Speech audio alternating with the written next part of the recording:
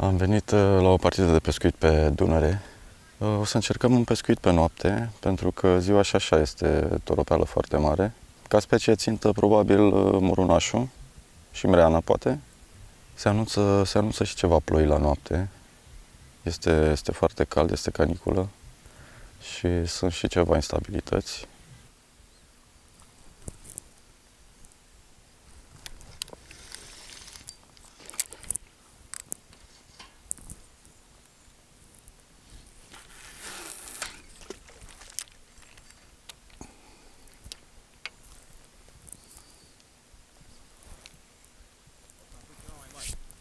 Hola, simțești? A vierme?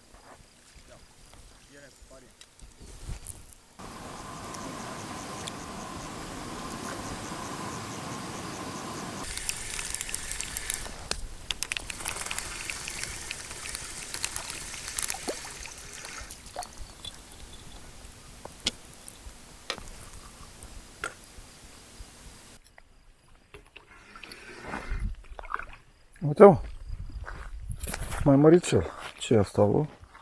O plăticuță.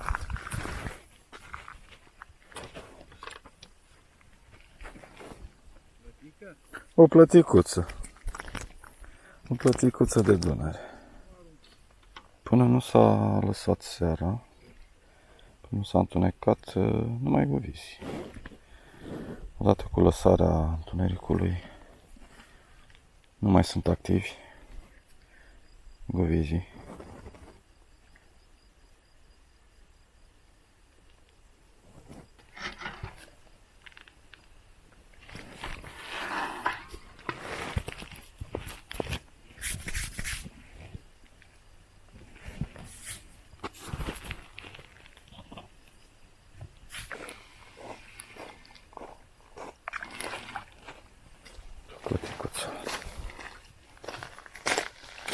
Reuși. Arată.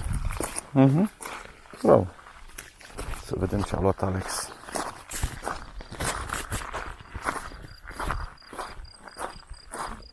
Ce e Alex? Cărășel. Cărășelare.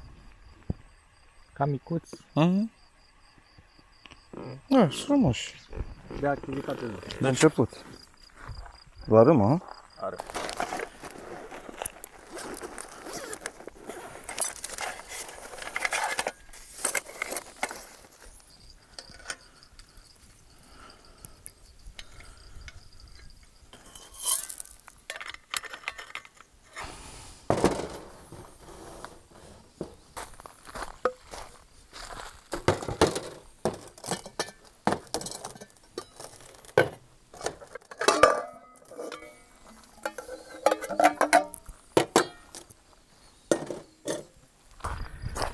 ce e asta? Somotel, nu?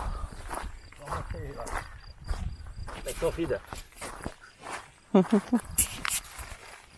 Da, e. O moacă. Că îi dăm drumul direct. Da, da. E mic.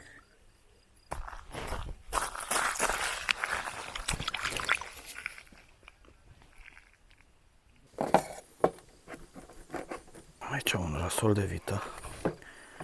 O să-l pun la fiert. Are și puțină măduvă aici, văd. O să-l pun așa cu tot cu os. Astul tai bucățele mici. Să pregătim o ciorbiță de seară. Începe să picure. Da, era anunțată și o ploaie. Îl pun la fier cu apă și cu sare. Atâta.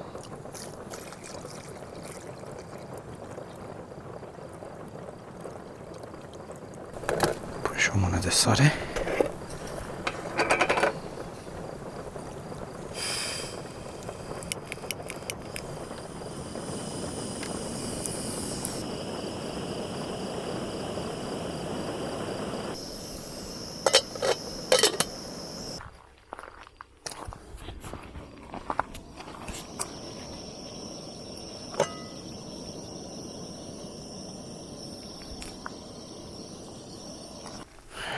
cuprinde musculițe. Sunt țari cât cuprinde. Cum ne-a învățat Dunărea.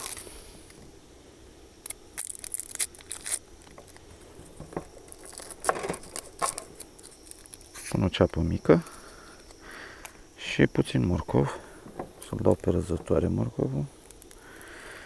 Și o să pun și puțin borș, piper, sare, după ce fierbe carnea.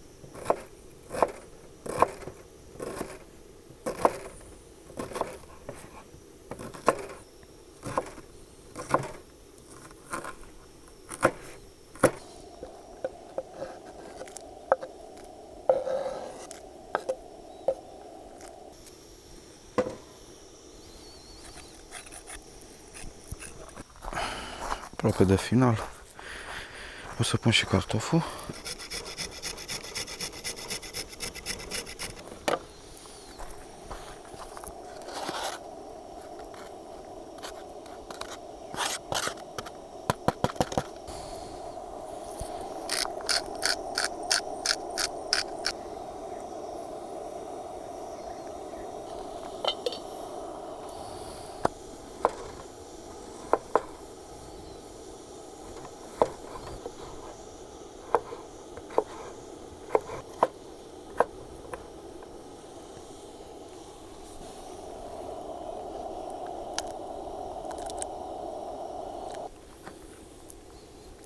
Am aici niște zarzavați de casă,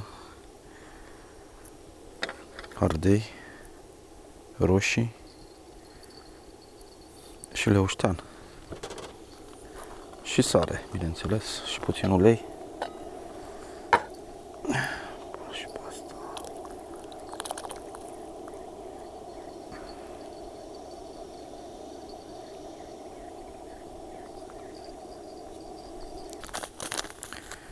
Niște leuștean.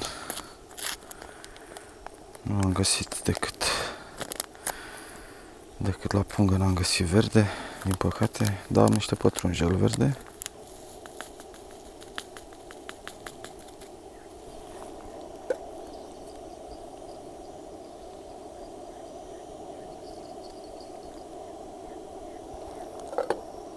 Și o lingură de borș.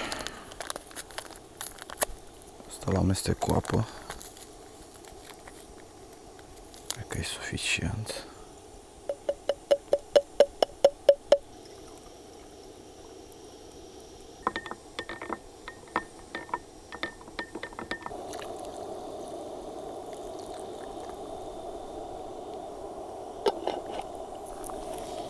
Focul mai mare acum. Să mai fiarbă câteva clocote. Și cred că 15-20 de minute e gata.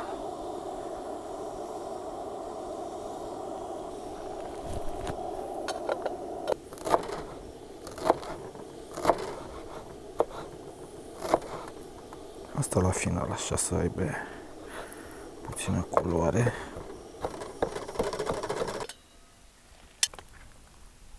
Ciorba.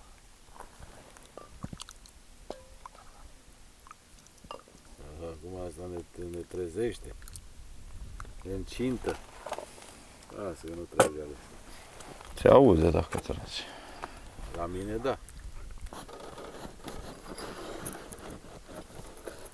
Părerea mea... Saramură e asta. Bună. Salamură? Face salonare de pește așa puțin, uite. Păi pusai și borș.